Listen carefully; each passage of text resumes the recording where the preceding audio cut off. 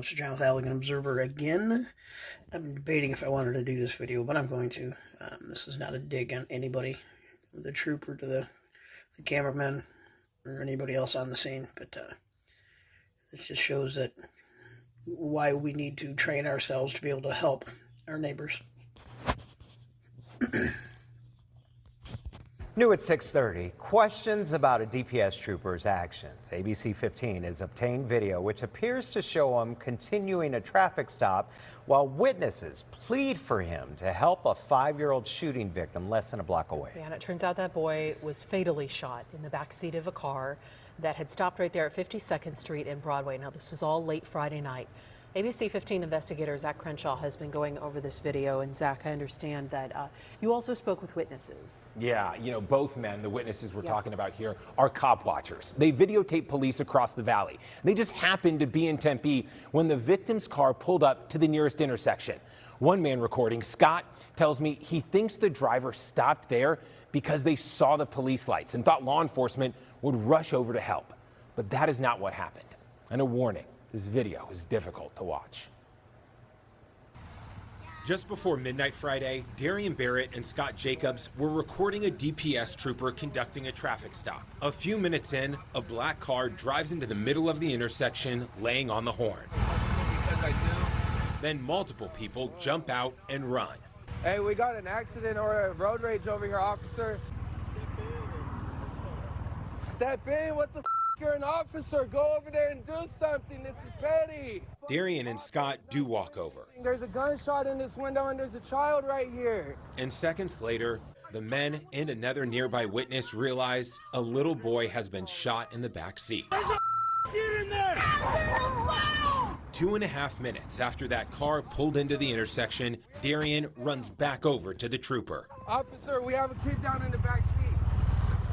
There's at least 4 shots into the window.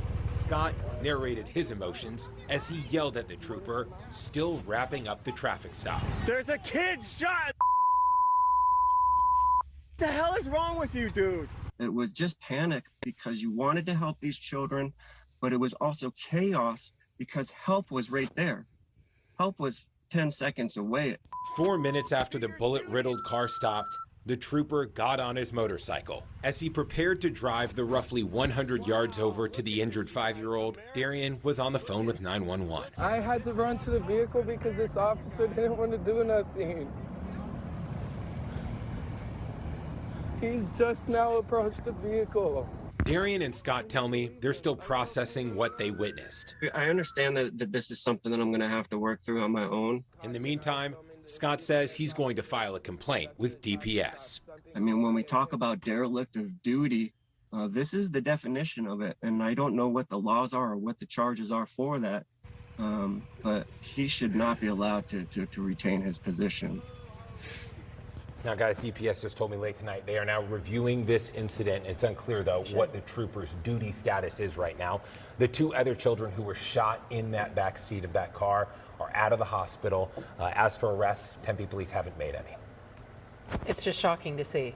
You have to be human first. Right. Go be a human first. It's really tough to watch. Yeah, it's. Yeah, guys, this is another story on this. It was really hard to really figure out. I'm not deep diving into this. Pretty much repeats all the same.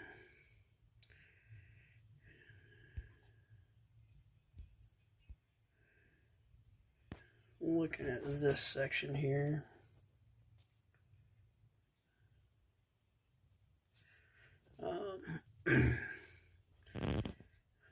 You know, they're trained for it. I'm not. He's not a medical professional, and this is really the key part to me. Moving anyone with a gunshot wound to the head is detrimental. It can be. There's certain times if somebody's going to die, you have to risk possibly harming them to save them. But so this is what I really wanted us to talk about, is having the skills necessary to help people. We're looking at, what was it, 4 minutes or so from the time the car stopped until the trooper got, and we don't know the response time for medics, or the trooper got to the vehicle or whatever that was. If in knowing it was a head wound, there's truly not much you can do for them. Gunshot wounds to the torso or the head are really tricky. But even arm or leg, you probably gonna have a through and through, so you got two things to worry about. Patch, but I am not a medical professional, guys. I think I said that already. But I do have training to at least try to help in situations like this. I am not going to say what I do or what. I mean, I have a first aid kit. I have trauma stuff in my first aid kit besides boo-boos and band-aids, or band-aids for boo-boos, whatever. But I think it's a problem in America today is we let somebody else handle that stuff. Okay, if that happened, there was not a trooper on scene. Are they going to be waiting for the medics to get there? I mean, you got to be able to act. And again, I'm not bashing Darian or what was the other guy's name, Scott. Not bashing it. I get it. Especially it's traumatic when you're in a situation like that. But being able to act and not just hope and pray, it can help your mental health long term, at least in my opinion, which means nothing. But so this is I'll throw this link in the show notes. Stop the Bleed. It's a training to stop severe bleeding. What is it? 2 to 3 minutes, or I can't remember the exact number. It's not very long that somebody can bleed out from like an arterial bleed. So it takes, you got to act. And I'm sure in Tempe, in most places, I know, again, I'm rural. On a good day, it'd be about 15 minutes for an ambulance to get to my house running code 3. So if something happens, we got to be able to help ourselves or somebody else. So there's some options. Like I said, you just check through them and find what works for you. Find a local training. 5 simplest ways to save a life. Call 911. Stay safe. Stop the bleed. Position the injured, and provide comfort. So it's just the very basics. Stopping the bleed. It's gross. It's going to get nasty. It really is. But if you don't act, they might not live. So you got to deal with it. And so I just wanted to say that, guys. And like I said, I'm not trying to beat up on the guys, but just saying I don't have the training. Get the training. Okay. YouTube's got quite a few good videos on a lot of this stuff.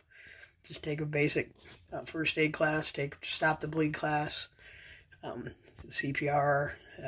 Everybody back in the day, it was 30 and 2, right? They've pretty much gone away from the breaths unless it's on a child. So it's just compressions, as many as you can do.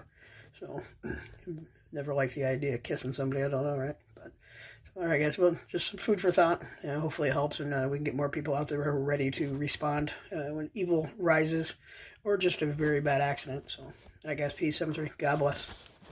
I'm QRT.